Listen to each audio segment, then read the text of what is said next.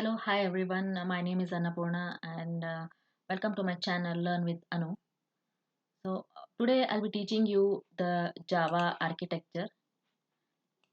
So the Java architecture, it explains about how each and every step of how a program is compiled and executed. Okay, I'll explain using this diagram here. So to compile and execute, we need to write the code, right?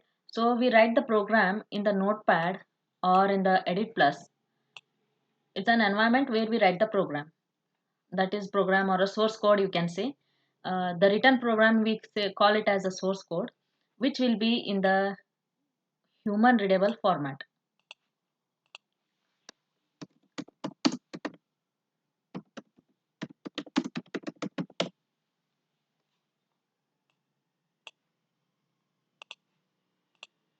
Okay, which will be in the human readable format. So after writing this code, we save it with the extension called using with the extension .java.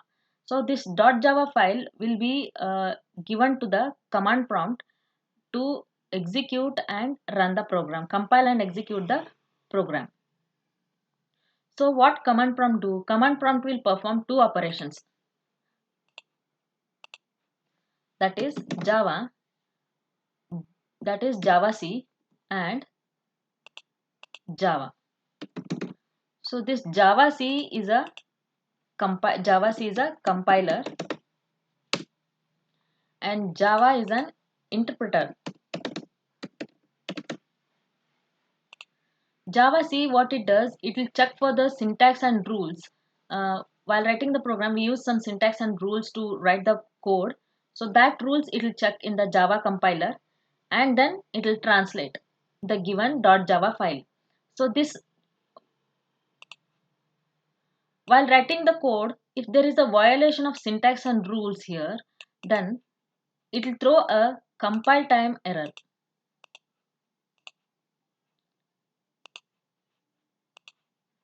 It will throw a compile time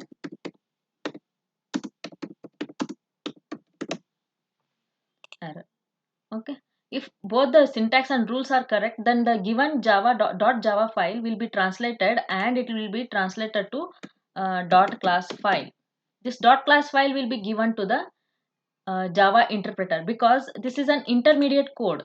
This intermediate code.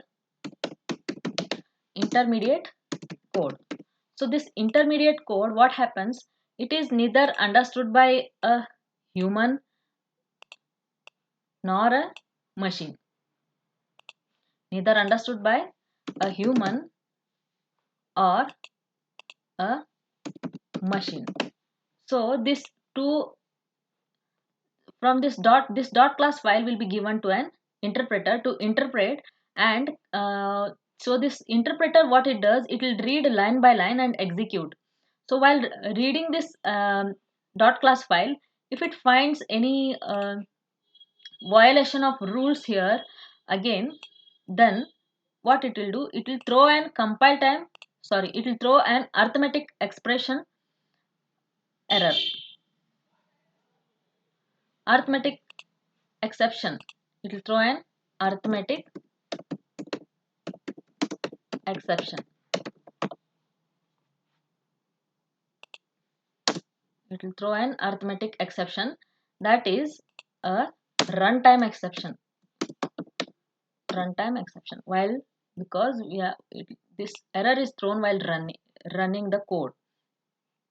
This .class file is given to the interpreter. This interpreter, what it does, after reading line by line and executing, it will translate from .class file to a binary code.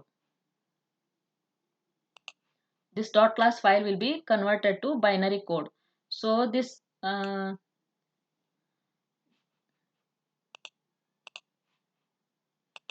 .class file to a binary code, it is understood by a machine and it will be given to the operating system so that it will understand. This is what the Java architecture is all about. So in this we have JDK, JRE, JVM and JIT. So this JIT, what it does, just in time. just in time JIT, it is responsible to translate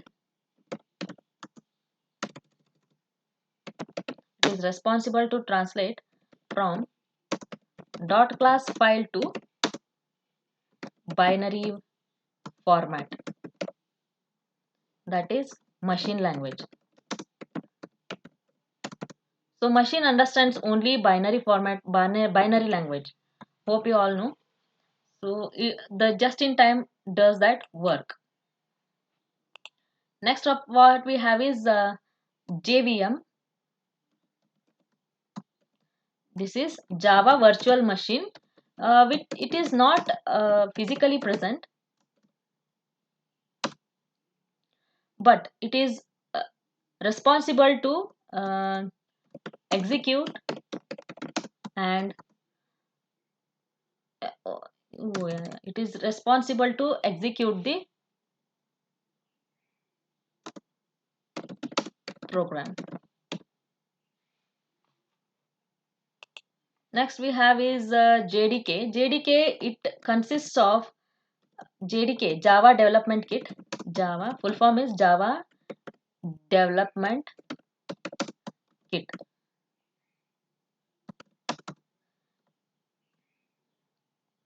It consists of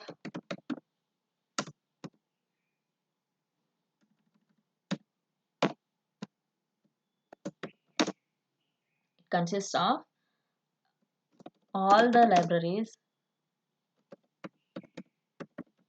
and utilities.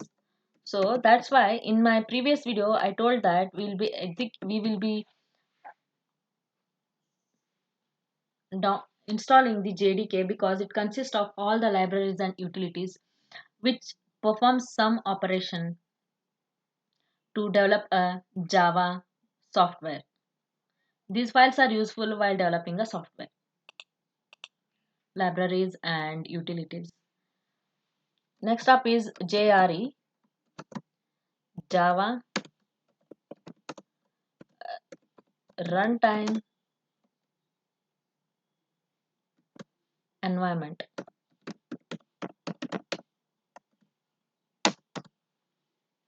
It's a setup provided to run the program.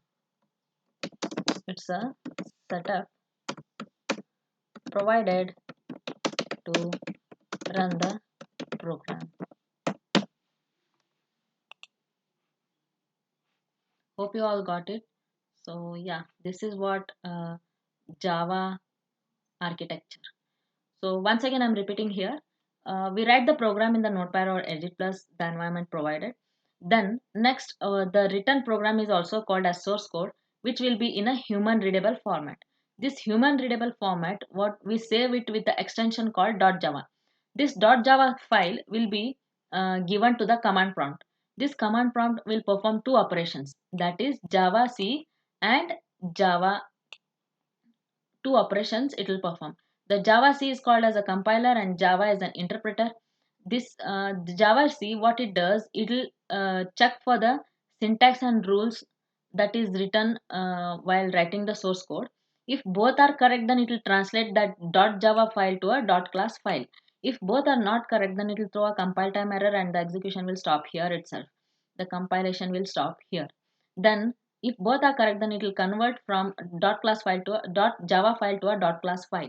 This .class file is an intermediate code which is neither understood by human or machine. So this intermediate code